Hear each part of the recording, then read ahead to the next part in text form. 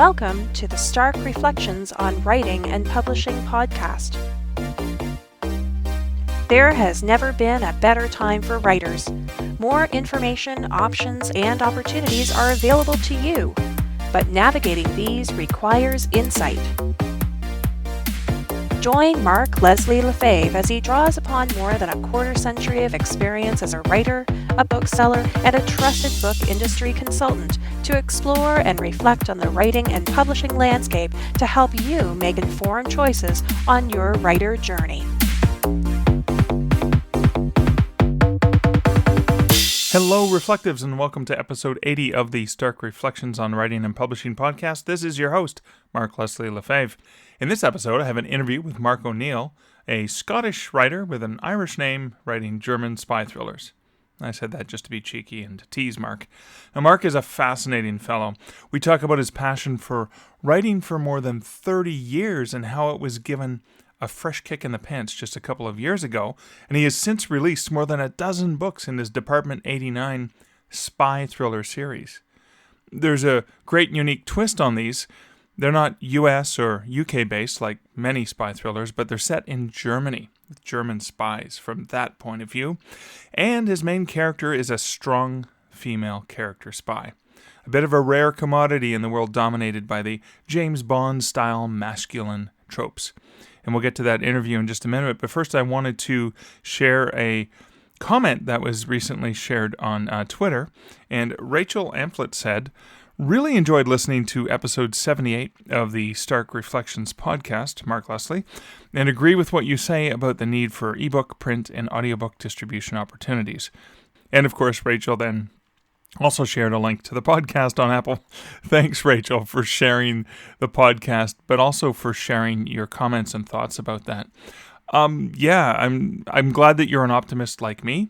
Rachel and I went on to have a bit of a back and forth on Twitter in which we agree that probably in the next 2 to 3 years, we're probably going to see more opportunities like that with ebook, print, and audiobook distribution opportunities, with authors having even better choice. So I'm glad that Rachel and I, both sitting on opposite sides of the pond, can agree on the optimism. I would imagine that Rachel and Joanna Penn over in the UK have that great optimism, and I'm sure there's more like me over here to reflect on that optimism as well. If you want to hear more from Rachel and her great thoughts and the great things she's doing as a writer, you can listen to my interview with her from episode 51 of this podcast, which was entitled "A Lot of Niching to Do" with Rachel Amphlett. So thanks, Rachel, for leaving comments on Twitter. And if you are inclined to comment on things about the show, you can leave comments at starkreflections.ca. Or you can at me at Twitter. I'm at Mark Leslie, and I love the interaction, and I love hearing from what people think about things that they hear on the show or just in the industry in general. So that's one of the things that you can help me if you like the show and want to support it, is leave comments or share the podcast with people that you think would benefit from it. Another way that you can support the show is you can show your support over on patreon.com/starkreflections, where you'll get access to additional audio episodes just for patrons, as well as some video and other content and context that I believe may be useful for writers on their writer journey. So thank you, Rachel, and thanks to everyone who is supporting the podcast over on patreon.com/starkreflections. Speaking of supporting the podcast, I wanted to pause to also share a word about this episode's sponsor, Findaway Voices. If you're interested in getting into the audiobook game, you should definitely check out Findaway Voices. Findaway Voices is a place where authors can find professional narrators. There's a project-managed process where you can basically work with one of the professionals at Findaway Voices to help you find the right talent to narrate your book. And if you connect to Findaway Voices through Draft to Digital, you can save the $49 setup fee. All you have to do when you're logged into your account at Draft to Digital is press a button that will port your metadata over into Findaway Voices, and you'll be able to create a project, and it waives the initial $49 setup fee. How's that for two companies collaborating to help authors? If you already have your audiobook available and the content is ready to go, you can use Findaway Voices for distribution, and they can get your audiobook into pretty much every major retail and library audiobook channel in the world. And you can check that all out at starkreflections.ca/Findaway. In terms of a personal update, I just wanted to share something that I shared in social media earlier this week when I received my royalty check, my annual royalty check from Dundurn. Dundurn Publishing from Toronto, Ontario is one of the publishers that I work for in a traditional sense. I have 6 books out with Dundurn. The latest one was a co-authored book called Macabre Montreal, and it was co-authored with my friend and former work colleague, Shayna Krishnasamy. Now, Shayna lives in Montreal, and so we collaborated on the book where, as a resident of Montreal, she obviously had great access to lots of resources and went on all the ghost walks there and took lots of the photos that appear in the book. And of course, we split the royalties on that one. So I got a note from Shayna that she had received her check in the mail, and I checked the mailbox, and sure enough, mine was sitting there as well. And it was kind of funny. I shared this picture of the royalty check unopened sitting on top of all of my 6 Dundurn books. And it's always a question, because if you are self-publishing, you can log on to your Kindle on Direct Publishing dashboard, or your Kobo dashboard, or your Draft to Digital dashboard, or Smashwords, or whatever you're using to self-publish.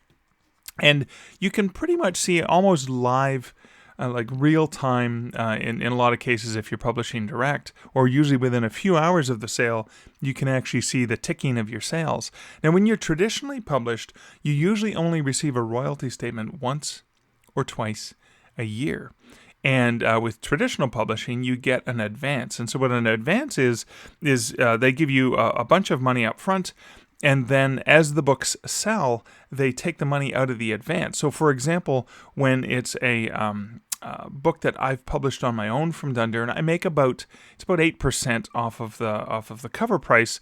So I'm making about $2 for every $25 book that they sell. And so what happens is every time I sell one, they subtract the $2 from the advance, and then when that advance gets down to 0, then I start earning royalties. So that's what's known as earning out your advance. Now, with a book that's co-authored like that, Shayna and I get approximately $1 each for every time the book sells. So the advance is still the same advance because it's been split between the two of us, and so it's still subtracting by $2 each time. But then, of course, after that, you're only making $1 instead of $2, and that's the pleasure and joy of co-authoring. Of course, is that you get to work with someone on the book, and you get to cut the work in half. But then that also changes the royalty structure. So it's funny. So I called the envelope Schrodinger's envelope, because before I open this annual royalty statement, so it has the statement, so it has full sheets of each of my books and how they've done. And because Macabre Montreal came out in the fall of October 2018, I had no idea how it's been selling. So once a year, I get to check in and see how the book sold in the last year. And so I call it Schrodinger's envelope because for every single book that I published with Dundurn, I earned out my advance in the first year. For Macabre Montreal, there's always that nervousness before you open the envelope as to whether or not I earned out the advance. And so I jokingly said, Schrodinger's envelope, I both earned out my advance and didn't earn out my advance. Also, the check is not just for that book. The check comes in that envelope as well, but it has the tracking for all your previous books. And so, for example, the previous book that I had published, which was co-authored with Rhonda Parrish, and it was called Haunted Hospitals, when we got a royalty check for that last year, there was a 30% withholding fee against returns, because that's the way the traditional publishing industry works, is the bookstores can still return it. So let's say you earned $1,000, they're going to hold 30% of that off, and for the next year, in case some of those books that are out in the market and in the bookstores actually end up getting returned. So that just creates a bit of a buffer that the publisher can work with. So it's interesting. So I know that the second year after a book comes out, I'm also going to get that additional 30% that was withheld. And then, of course, there's a new 30% withheld every year. So it's really fun, complicated carrying math. But I also said it's also Schrodinger's envelope because I both earned more this year on my royalty check than I did last year, and less. So until I open it like Schrodinger's cat in the box, it is both. And I cheekily said, it is both the bonus that Clark Griswold expected in the movie Christmas Vacation and a membership into the Jelly of the Month Club simultaneously. So I thought that was kind of cheeky and fun, but I thought it would be a good opportunity for me to share a little bit of insights into maybe some of the differences between the visibility and payment structure from traditional publishing versus self-publishing. With self-publishing, I get paid every 45 or 90 days from Amazon and Kobo and Draft to Digital and other places. And with traditional publishing, for the most part, with the exception of the way that the advances are split up into three separate payments, I get a single royalty check on all the previous titles that were published. So I thought that might be interesting for independent authors. So when you're frustrated and worried because the KDP dashboard is temporarily out of service and the 15 minutes pass and you can't actually click the refresh button, you got to remember that there are tens of thousands of authors out there who are getting traditional royalty statements and they have no visibility into how their books are selling, except maybe once or twice a year. That's it for the personal update and the introductory matter for the podcast. Let's get right on to this interview with Mark O'Neill.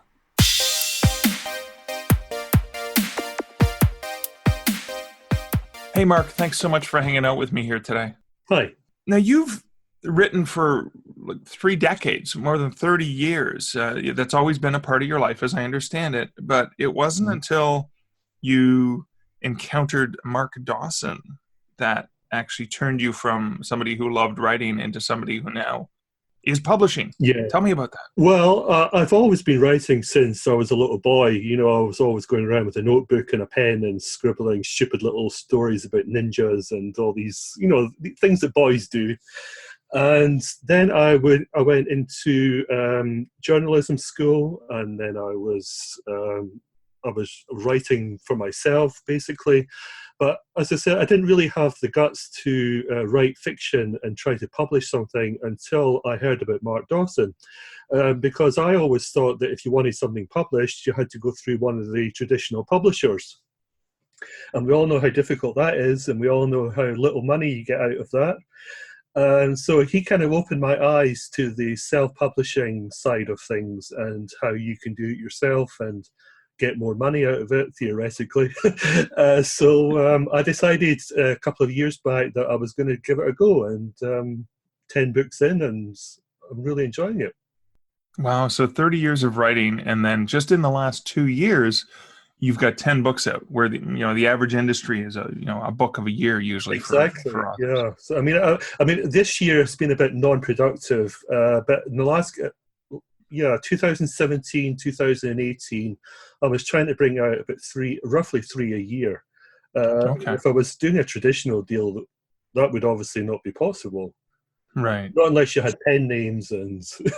Yeah, that used to be the thing that authors had to do. Like Christine Catherine Rush had, half a dozen different pen names because she wrote so many different genres and stuff. I read her blog all the time, and she always talks about all her different pen names. Well, all the smart authors read her blog every week. So speaking of smart authors, how did you encounter Mark Dawson? Was it at an event? Was it like in person, or was it via his podcast or online? To be honest, I can't exactly remember, but I think it might have been a Facebook advert. So that just shows you how powerful Facebook advertising is. I just saw an advert for his course, and I just thought, okay, it's a bit expensive, but in the long run, it might be worth it, to find out how to do this, and hopefully I'll get the money back in book sales. Okay. I signed up for his course. Which of his courses did you sign up for? It was the 101 course, which is like all the basic stuff, Okay. How to get started on all the different platforms and marketing and things like that. Okay, so a very generic introduction to the broad spectrum of self-publishing. Oh yeah, but it really opened my eyes a lot as to the possibilities, because I had no idea until that point what was available. So anybody that wants to get into self-publishing, I highly recommend doing the course because it's really good. Oh, awesome. I'm glad to hear. I will include a link. Now, I know the course isn't open all the time, but what I'll do is I'll include a link to Mark Dawson's universes of the various courses that he and the self-publishing formula folks put out. Now, speaking of which, you write in a very similar genre. I mean, because he writes thrillers. Yes. And, spy thrillers, yeah. And you have spy thrillers, except yours are set in Germany, and I believe that's where you live right now. Is that right? Yes, that's right, yeah. Well, I mean, I didn't want to just do another generic spy thriller with the CIA or MI6 or, because, I thought, well, there's too many of those, who wants another one of them? Right. Some macho guy, saving the world like Bruce Willis, another one of them. So I decided to set it in Germany because obviously intelligence services in other countries don't always get the same attention and the same glamour as the CIA does, and I decided as well to flip the gender and to have a woman as the lead character instead of a man. Okay. This is obviously got some people's attention because they're not used to that. They're used to a man being the lead character and the strong person saving the world. And I thought, well, why can't a woman do it? So, so that's got quite a few feminists happy. Well, see, what I like about your brand here is there are two different elements here that I think are unique and distinctive. So the first thing I want to talk about is setting them in Germany, not in the US, not in the UK, not in the major, with the major police forces that we're familiar with. How much research did you have to do into what a German spy and like what is even the name of the organization there and all that stuff? Right. Okay. Well, I mean, there's obviously two organizations, one for domestic and one for international, just like any other place. Right. The one for the international is the BND, the Nachrichtendienst, and the one for the domestic is, oh God Almighty! Now I've lost it. I've lost it in my head now. Is the BFA? Something like that. Basically, it translates as the Organization for the Protection of the Constitution. Oh, okay. That sounds very eloquent. It doesn't roll off the tongue in English, but in German it does. But as far as research goes, I know somebody who has contacts in the police and the military. He knows somebody who does, who used to do embassy protection, German embassy protection abroad. Okay. So I got some research from them, and I also spoke to somebody else. But most of the time, I didn't really do too much research because, I mean, a lot of people have disagreed with me on this, but I don't think that people really want to have everything to be totally accurate in a spy thriller. They just want somebody with a gun going bang, bang, bang, bad guys are dead, Suspension of disbelief and all that, yeah. Exactly, yeah. I mean, when you watch an Arnold Schwarzenegger film, you don't say, oh, that's realistic. Just watch it and you enjoy it, So the thing about Mark Dawson's books is that he goes into so much detail about the weapons and about the places, and I think, well, if you got one or two things slightly wrong, would anybody really notice? Right. It's a spy thriller. It's don't worry about it. So I try not to get too stressed out about research. Obviously, if I'm setting it in a place like Berlin, I will research Berlin and I will look at Google Street View and get the maps and all the rest of it. But as far as guns are concerned and things like that, I try not to stress out too much about it. Okay. That's kind of cool. But as I say, people disagree with me on that. So that's kind of a bit of a contentious issue between authors. Well, I think there's some readers who are reading for escape and to enjoy the thrill and the ride. And then there are others who are very detailed and they want to look at every single grain and analyze it and go, wait a second, is that realistic? So I think there are different styles of readers too. So you're catering to a different audience. than Yeah. the ones who are going to want to know the specs of the gun and all.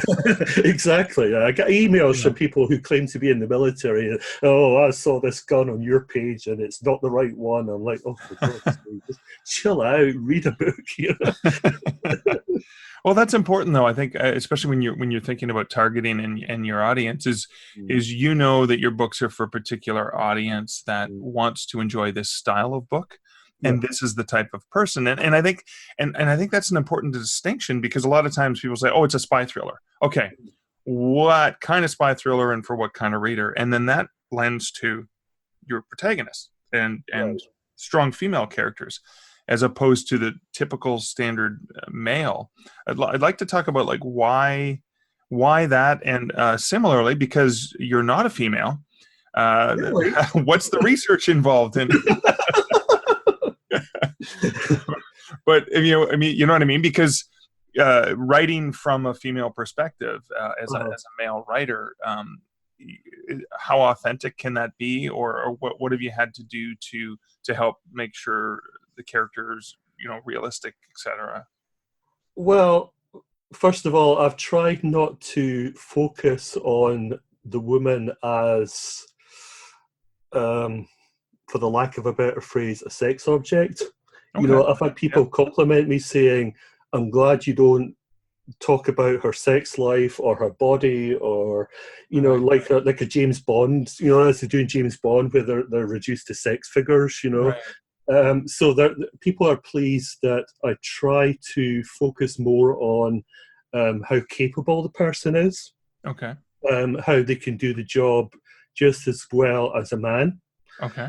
And as a man, because I don't focus on, and this is going to sound terrible, because I don't focus on female things, Right. I tend not to fall into too many traps. Okay. So I don't have women saying, "Oh, well, you're not a man. How could you know this and how could you know that?" Right. All I'm basically doing is I'm just basically as a woman in the story, but it could very easily be a man, if you know what I mean. It's just If I'm going to try and put words into your mouth, it doesn't matter if the character is male or female. They're a spy who's good at their job, is talented, is skilled, and their sexuality or their, however they identify isn't as important as the character themselves, exactly. what they believe in, and the search for truth, or Exactly, doing their job properly. exactly. But the fact that she's a woman also brings a lot of conflict into the story, because obviously a spy's world is a man's world. Right. The whole secret agent stuff. It's all men, and so I like the fact that she is coming up against a lot of machoism and chauvinism in the business. And they're looking at her and saying, "You're a woman. How can you do this job? Get out the way. Let the men do it." And she's obviously having to push back an awful lot and say, "I can just because I'm a woman, that doesn't mean anything." So I like the fact that she has to be tough and she has to stand up for herself as well. And I think that appeals to people as well, to see a strong female like that, pushing back against men. Yeah, because and again, it's a very masculine-dominated field or area. Therefore, I think, and it's a great parallel to the fact that men are privileged and have access to things, where the woman basically, in order to be seen as an equal, probably has to work harder. Yeah. And it has to do more things in order to be treated with the same amount of respect. So I think that probably opens up a lot of thought-provoking moments throughout it. Because when you think about classic spy and you think about James Bond, as you said, Jason Bourne. Yeah. it's about the cool weapons and the cool things he does and the sexy women that he gets to hang out with. Yeah. Whereas that's not the focus of your novel. So give me an example of a basic story from one of your thrillers. Okay, well, I mean, the novella that I wrote at the beginning to kind of give away as a free gift to people to get people into the series, that was set when she was just about to get kicked out of this intelligence service because of all the enemies that she had made. And she was brought in by her boss, who was sympathetic towards her situation, to protect the German Chancellor because there was an assassin after her. And so he knew that because of my character's, whose name is Decker, by the way, Captain Decker, he knew that because of Decker's predilection for breaking all the rules all the time and annoying people, that she would be able to protect the Chancellor where somebody else might want to play it safe by the book and might get the Chancellor killed. So I don't think I'm really spoiling anything by saying that she gets the guy. And so the Chancellor decides to create a secret department called Department 89. And this is headed by Decker. And basically she solves all the problems that the government wants to go away, and which conventional law enforcement and conventional intelligence can't deal with because of the law. Okay, cool. So they're kind of like the personal hit squad, basically, that just goes in and quietly deals with it and covers it up. So what are some of the books or shows or movies that maybe helped inspire the genesis of the Department 89 in this whole scenario? Well, there's one in Germany which obviously you won't know about, but there's a show on here every Thursday called Alarm for Cobra Elf, which is basically about the police in Germany, the Autobahn police, the highway police. Right. And the funny thing about this show is that every week it starts with an explosion. It's like, you think to yourself, I've been on the Autobahn for how many years and I've never seen any explosions. But on this show, everything starts with an explosion. And they're on the roof of the cars and they're fighting each other. And, it's basically a very tacky show. And so I kind of use a little bit of that, a few explosions and a few, fights in cars and all that kind of thing. And as far as English shows are concerned, the 1960s Mission Impossible. Okay. Did you watch that? Oh, yeah. I won't say that you saw it back then because I don't want to make any judgments about your age. I'm sure you saw it on DVD. There are reruns. Reruns, right, okay. And what was the other one with Robert Vaughn? Man from U.N.C.L.E.? Oh, yes, of course. Okay. Yeah, I like the Man from U.N.C.L.E. as well. And of course, I do use elements of James Bond and I do use elements of Jason Bourne. And right. Who doesn't? That's kind of like ingrained into the culture, isn't it? So you kind of, when you're writing something like this, you're always thinking about these films and TV shows. So, obviously I try not to copy too much. You want to make it kind of original. Right. You want to make it your own. But for inspiration, I think about these ones. Okay. Now, are you bilingual? English and German? I wouldn't say bilingual. But you understand. Okay. I do speak German, but I wouldn't say I was bilingual. That would be too ambitious. Did I see that you actually had translations? Is that true? I have the first one translated into German, and I've just received the second one today. Oh, so excellent. I have a translator in the north of Germany. She's a woman, very capable, and I've just got the second one today. So hopefully I'll be bringing it out in the next month to 6 weeks. Okay. And so for the German market, it's all about Amazon all the time in North America or the US specifically, and maybe parts of the UK. What about Germany? Is it Amazon? Are there other retailers there? Well, yeah, Amazon is obviously has quite a big stranglehold on Germany, as it has a stranglehold on everywhere. But there's also one called Tolino.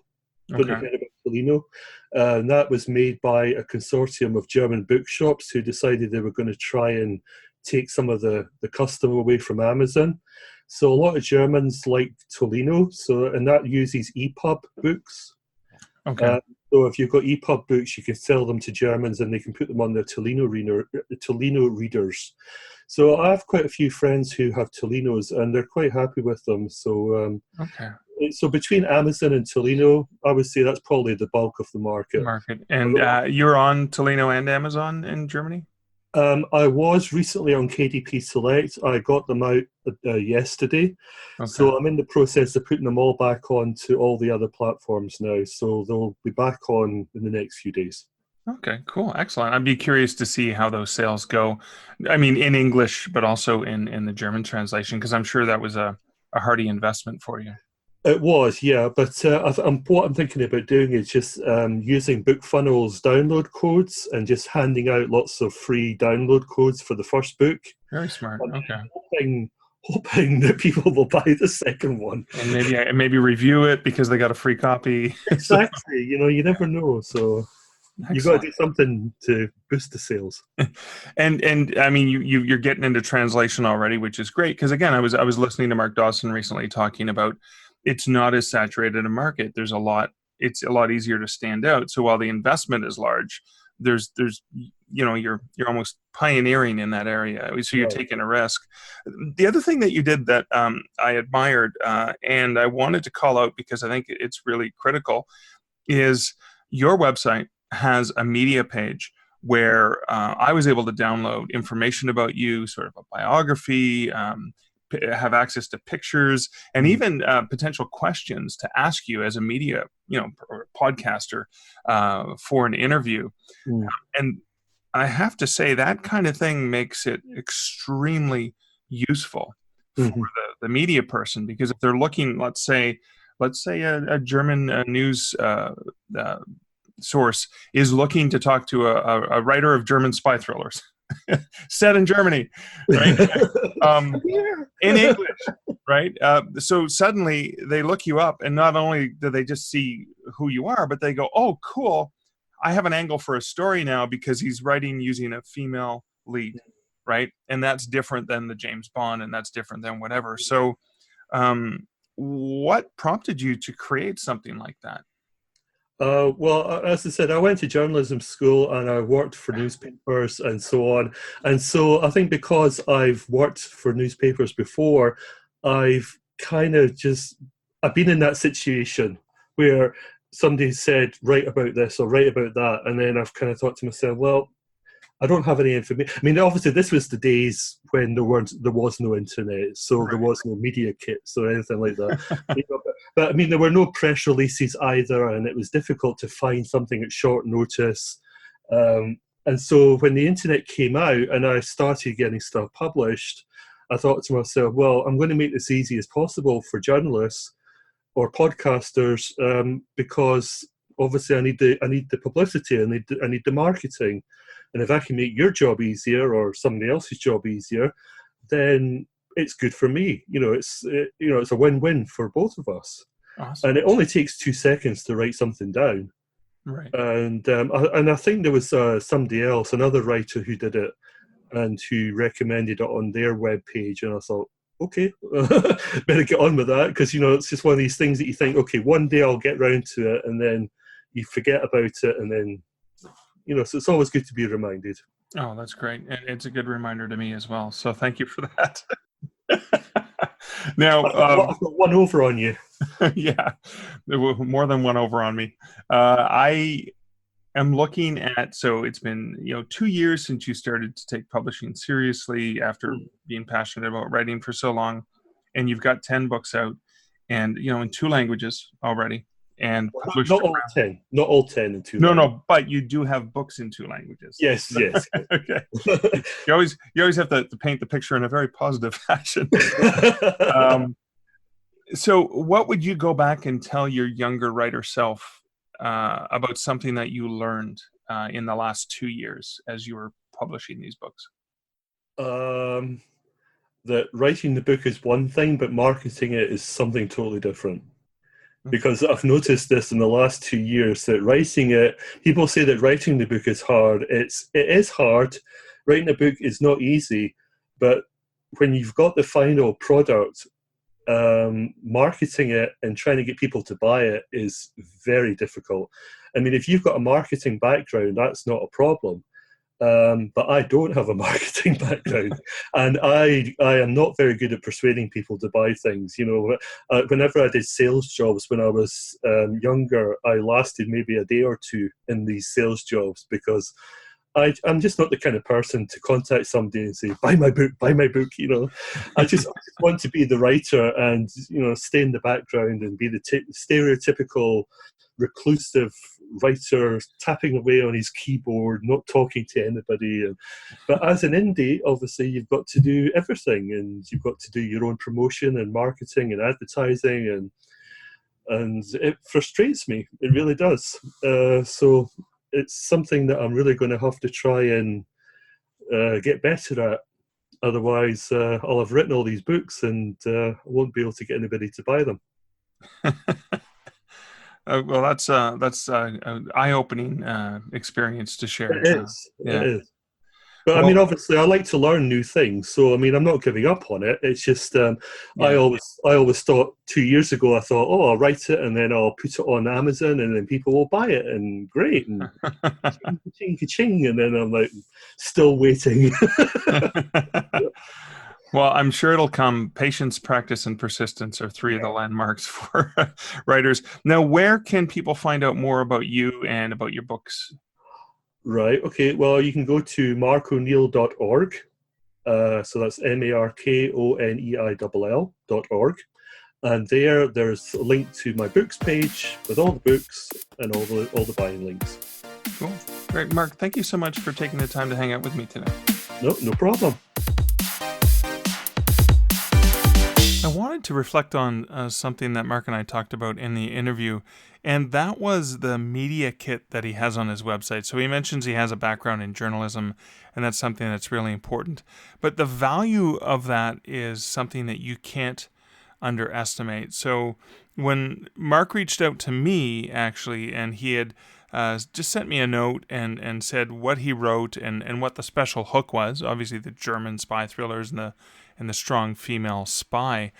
I thought that was intriguing, and so then when I went to his website and I looked it up, I went, oh my God, there's a media kit that makes it so much easier for the media person to have some questions. So what the media kit really is it's some author photos, it's some book covers, it's an about the author, and it can be a one page of information. You can have a downloadable PDF, but he also included some sample questions that he could be asked by an interviewer. And I like that he mentions that as an interviewer, as a reporter, sometimes you're tasked with, okay, go find me here in Canada. It might be go find a Canadian author and find out what it's like, right?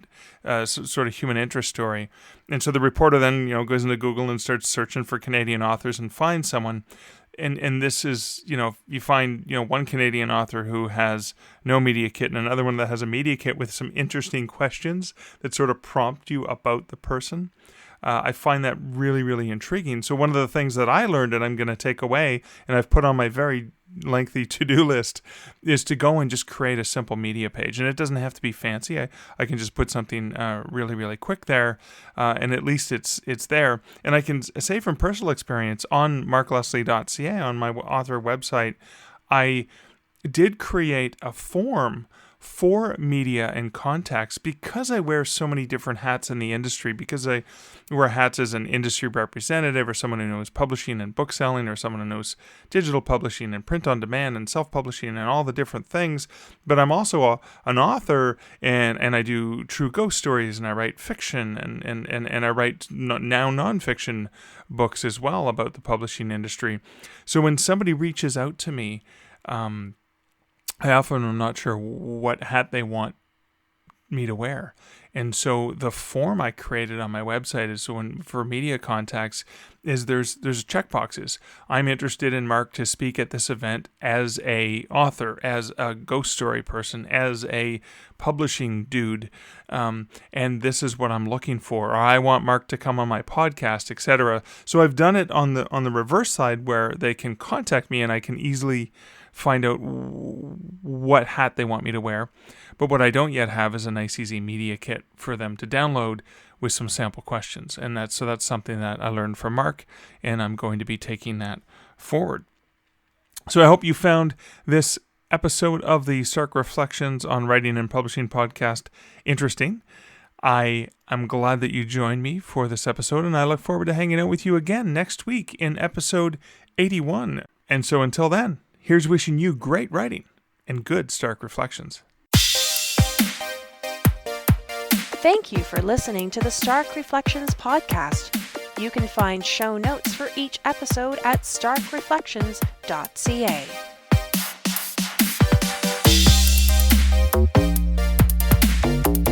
The music for this podcast, Laser Groove, was composed and produced by Kevin MacLeod. Check out more of Kevin's great music at incomptech.com.